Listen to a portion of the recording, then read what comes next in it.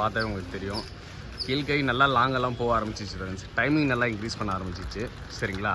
But இன்னும் அடி தான். அடி வந்துடுச்சுன்னு வச்சிங்களா, கண்டிப்பாக பையன் வந்து ஒட்டிப்பான். ஓப்பனாக சொல்கிற நல்ல டைமிங் கொடுத்துரும் சரிங்களா. இப்போவே பார்த்தீங்கன்னா 4 மணி நேரம் கிட்ட டைம் பண்ண ஆரம்பிச்சிச்சு சரிங்களா. இன்னும் போக போக கண்டிப்பாக எப்படி சொல்கிறது, சிங்கிளாக விட்டா ஆடுறான் ஃப்ரெண்ட்ஸ். கூட எதனா ஜொதை கொடுத்தேன்னு வச்சிங்களா, கண்டிப்பாக பூரா இறங்கிடுது. ஸோ அதனால் இவன் சிங்கிள் டவ் தான். ஸோ சிங்கிளாக விட்டுன்னு வரணும்னு சொல்லிட்டு. ஸோ எப்போவுமே நான் ஒரு விஷயத்த உங்களுக்கு சொல்கிறேன், எதுக்கு நம்ம டபுளாக 4 நாளாக விடணும்னு நான் சொல்கிறேன்னா, அதுலேயே உங்களுக்கு தெரிஞ்சிடும் எந்த புறா வந்து தனியாக போய் பறக்குதோ அந்த புறா வந்து நீங்கள் அதே கூட நீங்கள் விட்டிங்கன்னா கண்டிப்பாக அந்த புறா வந்து நீங்கள் டைமிங் இன்க்ரீஸ் பண்ண முடியாது. அந்த புறாவை மட்டும் தனியாக விட ஆரம்பிங்க. இந்த 4 புறா ஓட்டுறீங்களே, அந்த 3 புறாவை ஒன்றா விட்டுட்டு இந்த சிங்கிள் புறாவை மட்டும் நீங்கள் வந்து தனியாக விட்டு பழக்கம் பண்ணுங்கள். அப்போ தான் அதோட புறாவோட கேரக்டர் எல்லாமே இது பார்த்தீங்களா அடி எடுக்க வந்துச்சு. இன்னும் அந்த இது இல்லை சரிங்களா. பார்க்கலாம், ஏன்னா அவங்க அப்பம்